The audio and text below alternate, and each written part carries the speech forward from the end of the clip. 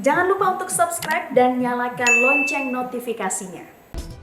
Dan pemirsa, PSBB transisi DKI Jakarta akan berakhir besok 16 Juli 2020. Sementara kasus COVID-19 di Jakarta masih tinggi. Bahkan rekor kasus tertinggi pada 12 Juli dengan total 404 kasus. Perlukah PSBB transisi diperpanjang atau sebaiknya kita kembali ke masa PSBB sebelumnya? Langsung saja kita akan berdiskusi dengan epidemiolog Universitas Indonesia Tri Yunis Miko Wahyono. Pak Yunis, selamat malam. Selamat malam, Mbak Afi. Pak Yunis, menjawab pertanyaan saya tadi, situasinya hari ini DKI Jakarta seperti apa dari kacamata Anda? Karena besok kita tahu PSBB transisi fase kedua masih tanda tanya diperpanjang atau tidak?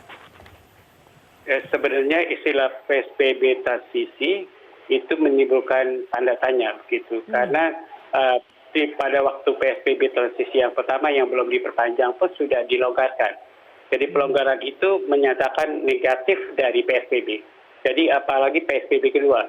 Begitu dibuka yang lainnya, bioskop dibuka, tempat wisata dibuka, kemudian mal dibuka, ya itu nggak ada lagi PSBB begitu. Jadi makanya kita harus kembali ke PSBB pertama dan PSBB kedua.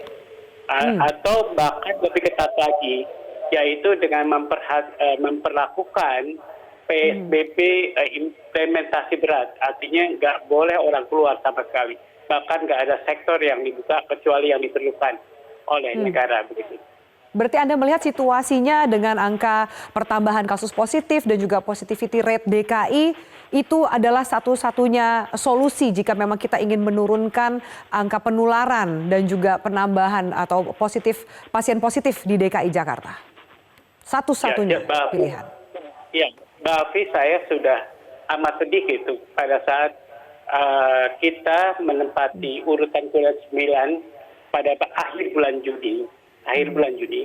Kemudian seminggu kemudian pada awal bulan Juli itu kita sudah menempati urutan ke-26 ranking negara terbanyak dengan kasus COVID-nya begitu, Mbak.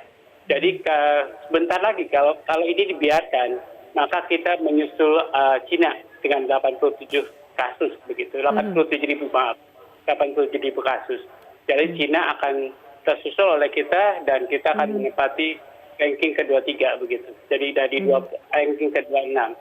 Jadi harusnya provinsi-provinsi yang terbanyak kasusnya, kalau Presiden menyebutkan 8, kalau menurut saya provinsi dengan jumlah kasus yang lebih dari 700 kasus begitu atau 1.000 kasus harus ditangani secepatnya begitu, kira-kira begitu.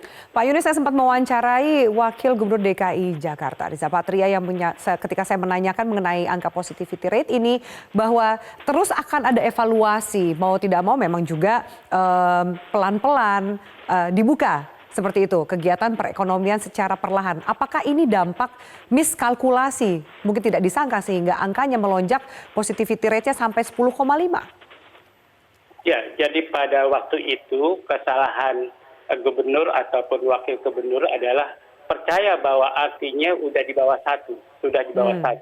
Dan dia percaya bahwa Provinsi Jakarta kasus COVID-nya 19 akan menurun apapun yang dibuka.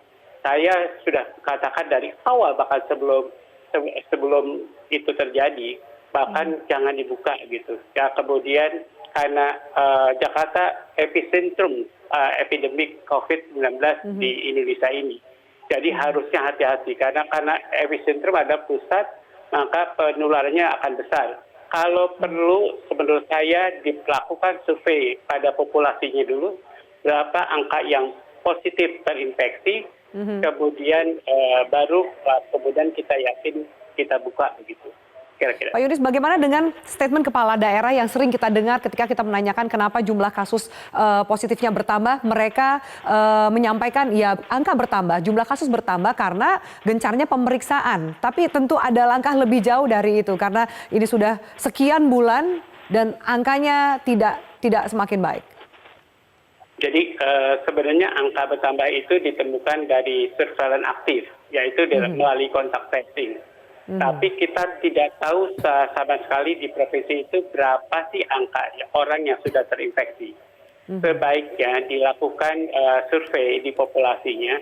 Kalau itu besar, ya sebaiknya kita lakukan PSBB yang ketat, yang berat, begini implementasi berat, semua di rumah, kemudian sektor tertentu yang hanya dibolehkan keluar rumah atau dibolehkan bekerja, begitu, Mbak.